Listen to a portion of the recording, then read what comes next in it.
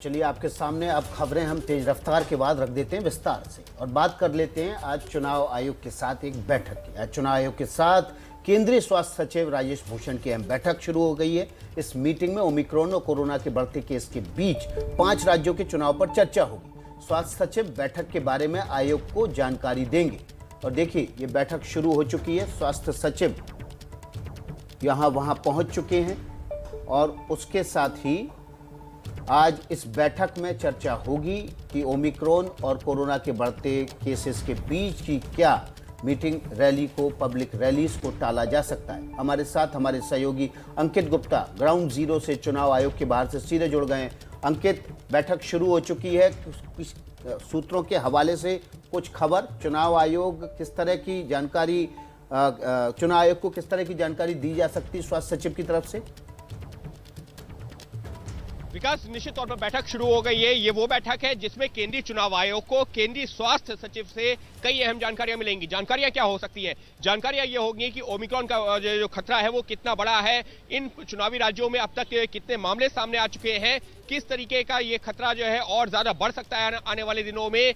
और जैसा कि कहा जा रहा है कि जनवरी के आखिरी हफ्तों में या फिर फरवरी के शुरुआती हफ्तों के दौरान ये ओमिक्रॉन जो भारत में पीक करेगा, यानी कि कोरोना के मामले तीसरी वेव के तौर पर पीक कर सकते हैं। तो ये सारी वो जानकारियां हैं जो केंद्रीय चुनाव आयोग केंद्रीय जो स्वास्थ्य सचिव से जानना चाहता है कि क्या ऐसे माहौल में अगर जो चुनाव संपन्न करवाते हैं तो क्या ये खतरा बढ़ सकता है, किस तरीके की तैयारियां रखनी चाहिए। तो एक तरह से केंद्रीय चुनाव आयोग अपने स्तर पर जो तैयारियां करनी है उनको लेकर के एक रूपरेखा तैयार करेगा। लेकिन विकास, यहां पर यह भी जो मेंशन करना जरूरी है, जिक्र करना जरूरी है कि केंद्रीय चुनाव आयोग ने वैसे तो बंगाल चुनावों के दौरान भी कई दिशा निर्देश जारी किए थे, लेकिन हम सबने देखा था कि कितना पालन हुआ था और उसके बाद में कोरोना की सेकेंड वेव देश भर में आई थी। जी, सेकेंड वेव से सबक लेने की जरूरत है। ऐसे में सेकेंड वेव को मद्देनजर रखते हुए क्या फैसले आगे लिए जाते हैं ये देखना होगा। हमारे साथ मेहमान भी जुड़ गए हैं, उनका परिचय करा देते हैं। डॉक्टर संजय राय हमारे साथ जुड़ गए कम्युनिटी मेडिसिन एम्स दिल्ली से, तो वहीं डॉक्टर संजीव बघाई चेयरमैन है नेफ्रॉन, बच्चों के बड़े डॉक्टर हैं, उनसे भी हम जानकारी लेंगे क्योंकि बच्चों की वैक्सीन भी 3 जनवरी से शुरू हो जाएगी। उसके बारे में क्या वो जानकारी साझा करते देखना होगा। डॉक्टर संजय राय, सबसे पहला सवाल तो मेरा चुनावों के मद्देनजर हो रही रैलियों के से जुड़ा हुआ है, क्योंकि 6 गुनी ज्यादा रफ्तार के साथ ओमिक्रॉन फैलता है। ऐसे में लाखों की संख्या में पहुंच रहे लोग, रैली में अगर एक व्यक्ति भी कोरोना से या फिर ओमिक्रॉन से संक्रमित होता है तो काफी लोगों को ये संक्रमित कर सकता है। एक बड़ा खतरा इसको आप देखते हैं? जी हाँ, जब भी इस टाइप की रिस्पायरेटरी वायरस फैलता है, जो पर्सन टू पर्सन, जैसे सार्स कोरोना वायरस 2 की अगर हम बात करें तो वह मेनली जो है ड्रॉपलेट से एयरबॉर्न है। पहले था फोमाइड से भी फैलता है, तो ये फैलेगा, उसी से मेनली फैलता है। और रैलीज में या जहाँ भी भीड़ होगी इसकी संभावना हमेशा बनी रहेगी।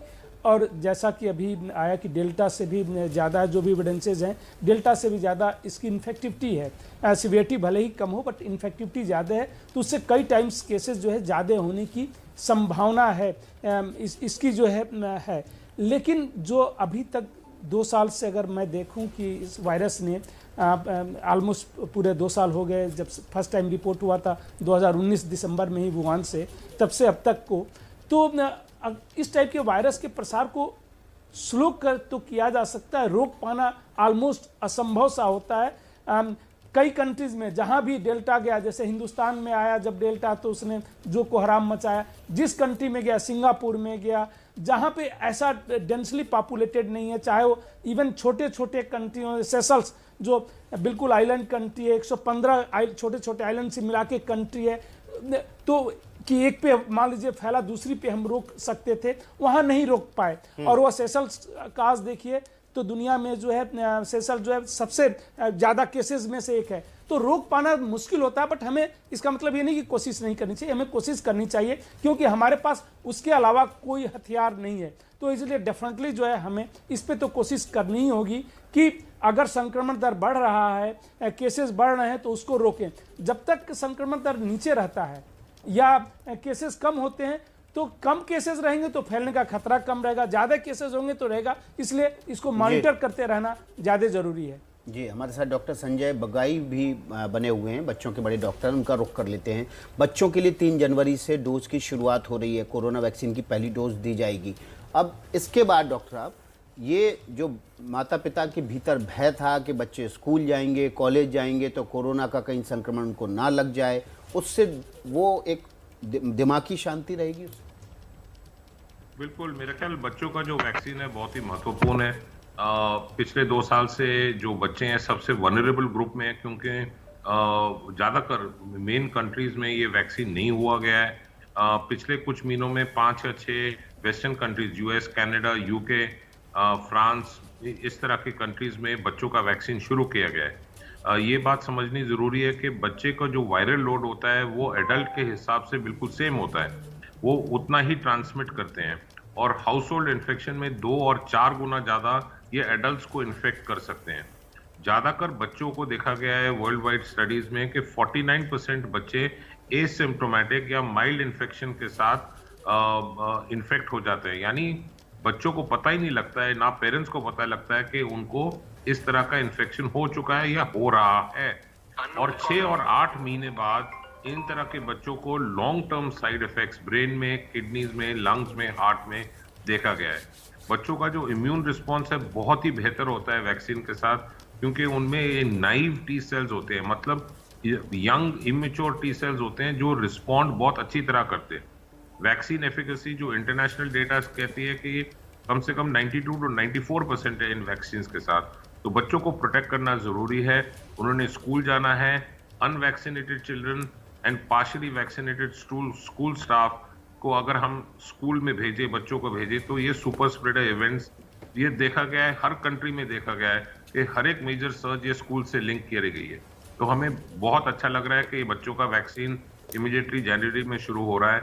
और बच्चों का जो सबसे ज्यादा पॉपुलेशन इंडिया का, बच्चों का इंडिया में 45 to 46% है, यानी कम से कम 50 करोड़ 18 साल से कम है, उनको वैक्सीन करना बहुत ही महत्वपूर्ण है। जी, डॉक्टर संजीव आप हमारे साथ बने रहिए। डॉक्टर संजय, मेरा सवाल आपसे ये है कि रैलियों में जब लोग पहुंचते हैं, पार्टियां तो अपना प्रचार कर रही हैं, लेकिन कोरोना भी अपना प्रचार कर रहा है उनके बीच रहकर, ज्यादा मात्रा में ये लोगों को इन्फेक्ट कर रहा है। अब हालांकि ये मिथ और साथ ही कंफ्यूजन भी बना हुआ है लोगों के अंदर कि हालांकि ओमिक्रॉन का कितना असर होगा। कुछ मानते हैं कि माइल्ड असर होगा, कुछ मानते हैं कि इस बीमारी को तो हम बहुत पहले से जानते हैं, हम इसको देख लेंगे या फिर इससे कोप अप कर जाएंगे।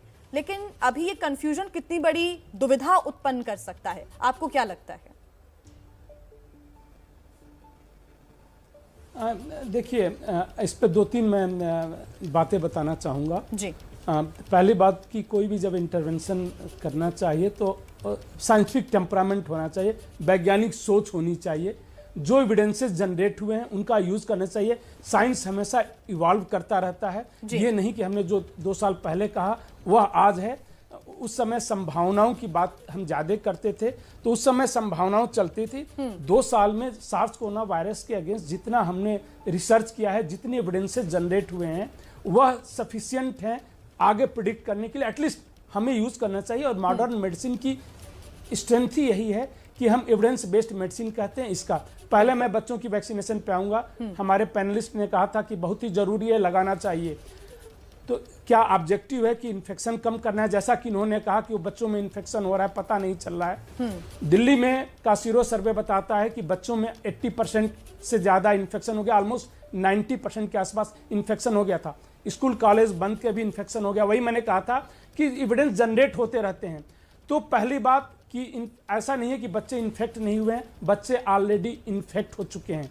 अब उन बच्चों को मैं अगर वैक्सीन देता हूं तो क्या इफेक्ट आएगा, ये मैं बाद में बात करूंगा। क्योंकि जो भी साइड इफेक्ट्स होते हैं, एक बार अगर आपके ये हैं, आपको इन्फेक्शन हो चुका है तो ऑल्दो रेयर साइड इफेक्ट है, बट प्रोबेबिलिटी इंक्रीज होती है। दूसरा, वैक्सीन जो है कोई जो है इन्फेक्शन को प्रिवेंट करने में उतना कारगर नहीं है। रोज ब्रेक थ्रू इन्फेक्शन 50,000 हो रहे हैं यूके में, मतलब 2 डोज लेने के 2 हफ्ते बाद को ही ब्रेक थ्रू कहते हैं, 50,000 हो रहे हैं। तो बच्चों को लेके इन्फेक्शन नहीं कम हो रहा है। जो अभी पब्लिकेशन से जो साइंस की मैं बात कर रहा हूं, तो इसलिए हमें उस पर बात करनी चाहिए। साइंस ये कहता है कि इवन डॉक्टर साहब ने भी अभी बताया था कि दोनों में ही इन्फेक्शन का खतरा है। तो अगर इन्फेक्शन वैक्सीन लेने के बाद भी होगा तो वह जो है घर के लोगों को लाएगा तो सुपर स्प्रेडर तो भी बनेगा, इंडिविजुअल को फायदा है। हमें यह समझना पड़ेगा कोविड वैक्सीन जितने हैं 25 वैक्सीन दिया जा चुका है, वह इंडिविजुअल को फायदा कर रहा है। वैक्सीन सीवियरिटी और डेथ कम करता है, क्योंकि बच्चों में सीवियरिटी ही नहीं है, एडल्ट में सीवियरिटी है ह्यूज। मैं कई बार कह चुका हूं कि एडल्ट में उसका कितना बेनिफिट है। अगर 10 लाख में हम वैक्सीन देते हैं तो 13 से 14 हजार लोगों की जान बचाते हैं, तो ह्यूज बेनिफिट है।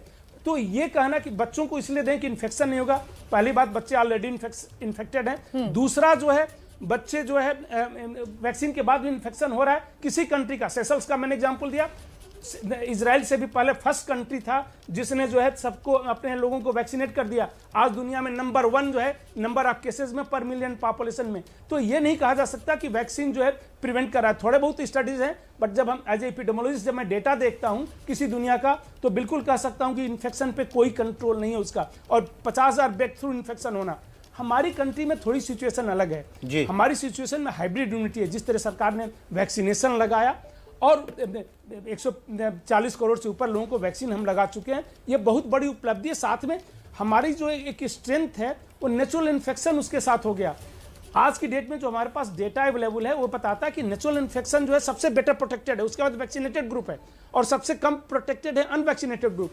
तो हमारा जो है नेचुरल इन्फेक्शन के बाद जब आया तो बहुत ही डिवास्टेटिंग था। सेकेंड वेव में काफी लोगों की डेथ हुई, इसमें नहीं, बट आज जो है वह हमारे लिए स्ट्रेंथ हो गया है। जो उस समय हमारे लिए बहुत बड़ी आपदा थी वो स्ट्रेंथ हो गया है। हमें इन सब चीजों को समझना पड़ेगा। देखिए साइंस हमेशा इन्वॉल्व होता रहता है। जब भी हम बात करें तो साइंटिफिक बातें करें, इसलिए कि कल वो हो रहा है, बाकी कंट्री कर रहे हैं, उनका डेटा को एनालाइज कर लें। क्या 18 साल से कम के लोगों में मॉर्टेलिटी कम हो गई है या मॉर्टेलिटी बढ़ गई है, ये देखना चाहिए। क्योंकि अगर बच्चों में मॉर्टेलिटी नहीं है, 10 लाख में 15,000 एडल्ट मर रहे हैं, बच्चे 10 लाख में 2 मर रहे हैं। अगर 2 मर रहे हैं तो उससे ज्यादा प्रॉब्लम वैक्सीन एसोसिएटेड हो सकती है। तो ये सब हमें देखना पड़ेगा। रियर होती है वैक्सीन एसोसिएटेड, लेकिन एडल्ट में वो ह्यूज बेनिफिट है वैक्सीनेशन का।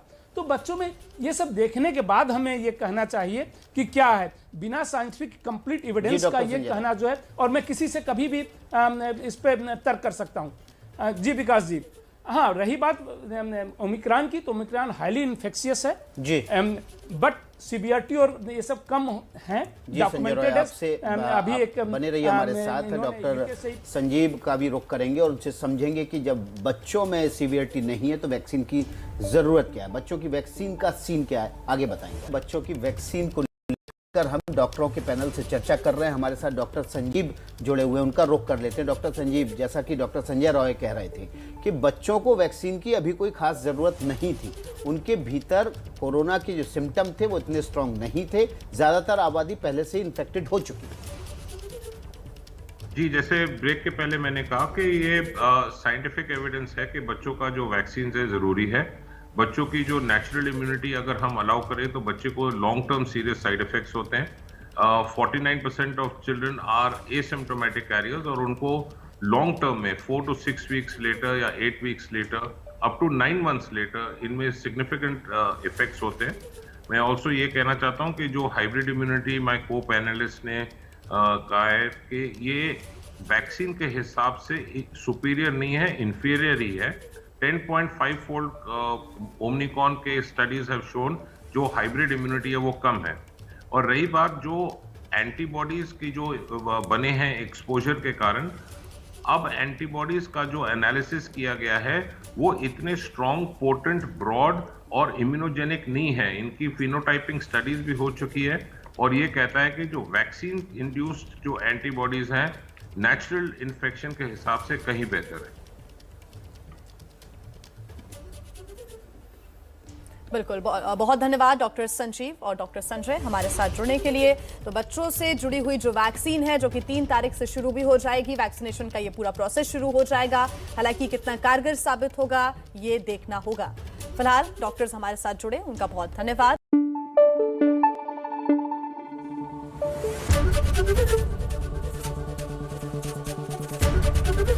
एबीपी न्यूज आपको रखे आगे।